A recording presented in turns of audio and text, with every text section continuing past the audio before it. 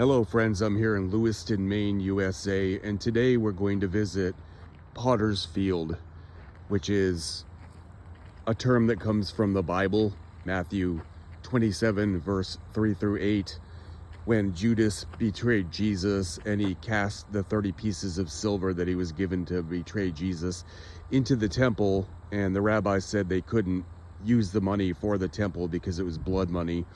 So they purchased a local potter's field, which would be a field with soft clay where potters would make pots out of.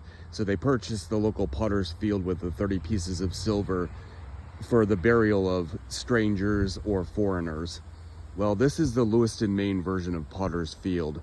There's some 404 burials here, which are mostly known from Lewiston City Clerk records. Most of these burials were of folks that had no money at all, or they were unknown, or they were foreigners, so they would bury them in a mass grave in Potter's Field. The cemetery I'm actually standing in is the Grand Army of the Republic Cemetery, where veterans are buried. But in the very back of the Grand Army of the Republic Cemetery, we have the Potter's Field. So let's take a look at it. It's only separated really by this small hill, and you can see as we walk through it, although there's at least 404 people buried here according to Find a Grave, there's only a bare minimum of actual stones. Here's one. This is a funeral home marker with a granite plate right behind it, and you got actually a couple burials here. It says Leonard Armstrong 1868 to 1950. So he lived to be about quite a long life, actually. About 82 years. And then Margaret Downs, 1888 to 1964. Another pretty long life.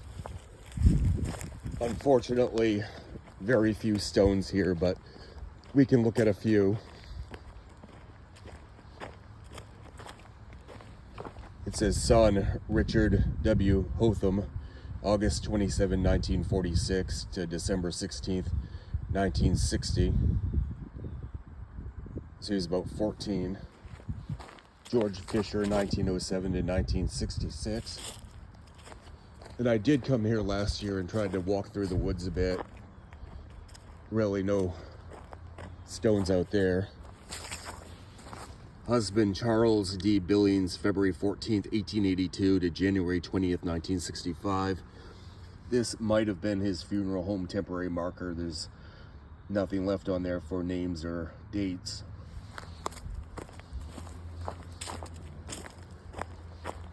Here's another one on the edge here before it really turns into leaves and woods. But it says Clarence A. Spencer, January 23rd, 1880 to July 3rd, 1968. About 88 years.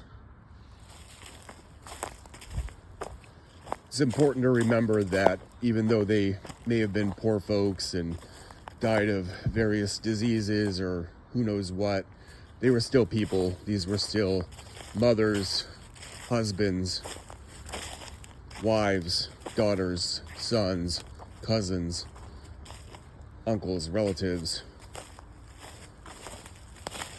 We can see various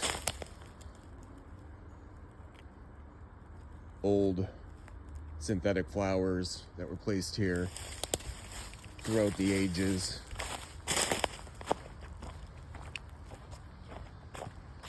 And likely the ones that are unmarked are buried all through here. There's really no distinctive lines on what would be a burial and what would not be a burial. Thought I saw another stone. Maybe not.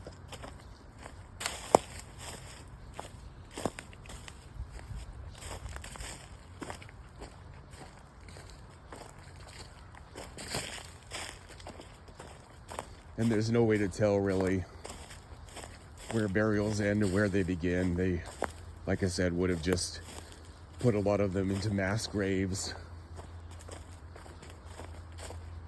Cremation wasn't really a widespread thing until the later 20th century, so a lot of them would have simple wooden coffins or perhaps no coffins at all.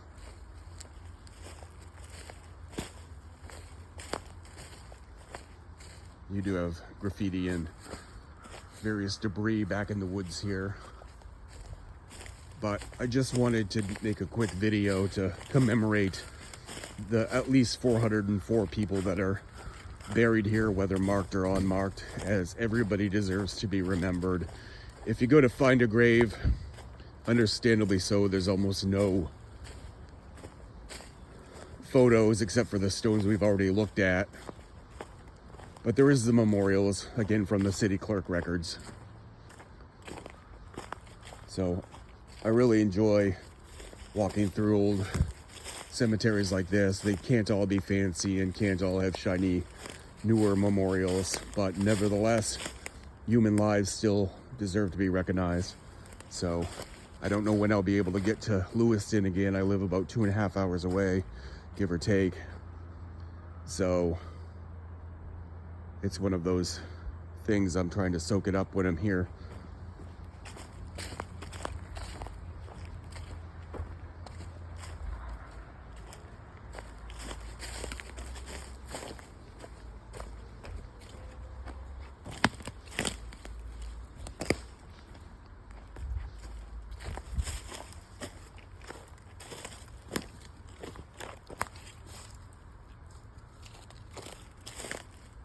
Just seeing if I can see any other stones that I hadn't previously caught on video. Looks like that's really about it. Maybe 4 or 5 actual stones that people had placed here. And there's about 3 cemeteries altogether. You have the Potter's Field. Right through those trees is a very large cemetery with about 10,000 burials. Riverside Cemetery. And then, of course, the one I walked through originally, the Grand Army Republic Cemetery. So, pretty picturesque.